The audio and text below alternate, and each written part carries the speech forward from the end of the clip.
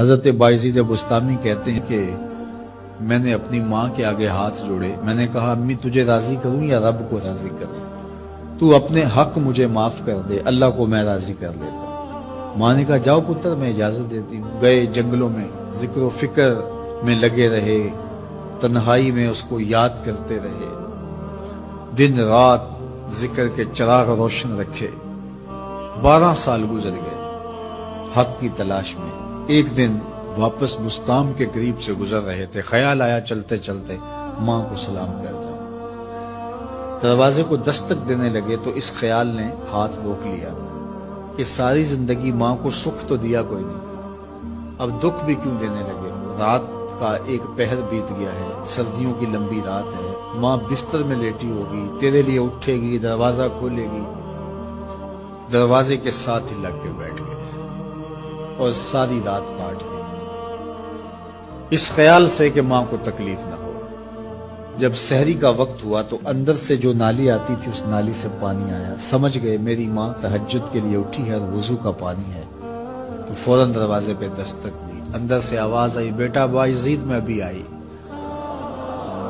مائیں بیٹوں کے دستک کے انداز سے جان لیتی ہیں یہ کس بیٹے کے ہاتھوں کا لمس ہے۔ 12 سال کے بعد آئے، دستک دی، کہا بیٹا بایزید میں ابھی آئی۔ ماں کی تو نگاہیں ہی دروازے پہ رہتی ہیں۔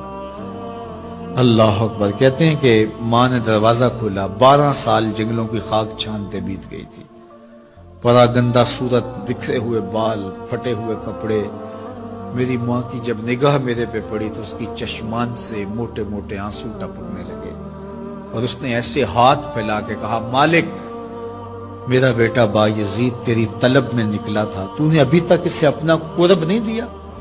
حضرت بایزید بستامی کہتے ہیں 12 سال کی ریاستوں سے جو کچھ نہیں ملا تھا ماں کے اٹھے ہوئے ہاتھوں سے مل گیا۔ میں نے کہا مالک میں تجھے کہاں ڈھونڈ رہا ہوں، تو کہاں موجود ہے؟ تو ماں باپ کی رضا اللہ کی رضا کا دروازہ کھولتی ہے۔ جن لوگوں کے ماں باپ ناراض ہیں اور وہ جا کے پیر صاحب کی خدمت کرتے ہیں اور میاں ماں کے قدم چومو، باپ کی ٹانگیں دباؤ، ان کی خدمت کرو، تمہارے پہلے مرشد وہ ہیں، ان کو راضی کرو، پھر کسی شیخ کامل کی صحبت میں آنا، دیکھو کیسے دل کی بند کھڑکیاں کھلتی ہیں۔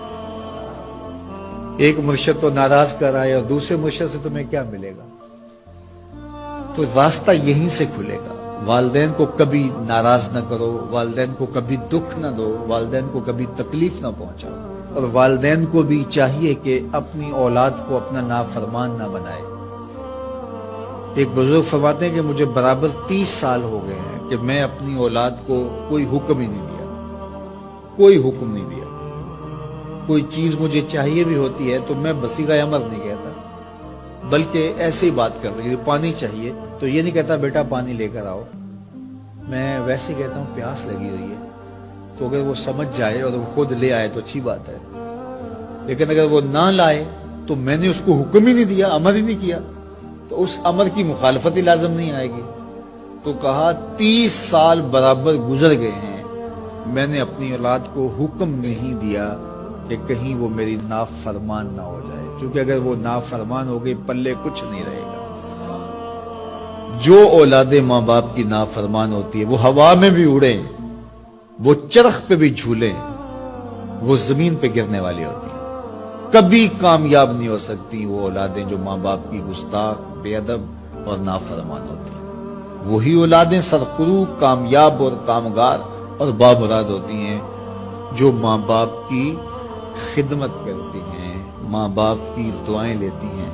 وہ ایک بچہ ماں باپ کے پاؤں دبا رہا تھا تو ایک بچہ ایک بر اعظم میں، دوسرے بر اعظم میں، تیسرے بر اعظم میں بڑے بڑے کاروبار کر رہا تھا، تو کوئی اس کا دوست ملنے آیا، اس نے کہا کہ اس نکمے کو بھی کہیں بھیج دو، فلاں جو ہے وہ یورپ میں ہے، فلاں امریکہ میں ہے، وہاں اتنی بڑی کمپنی اس نے کھولی ہوئی ہے، اس نکمے کو یہاں بٹھایا، اس کو بھیج دو، یہ تو نکمہ کسی کام کا نہیں۔ کہا یہ نکمہ ہی تو میرے کام آ رہا ہے، کہ نکمہ ہی تو میرے کام آ رہا ہے۔ تو اولاد خوش نصیب ہے کہ اپنے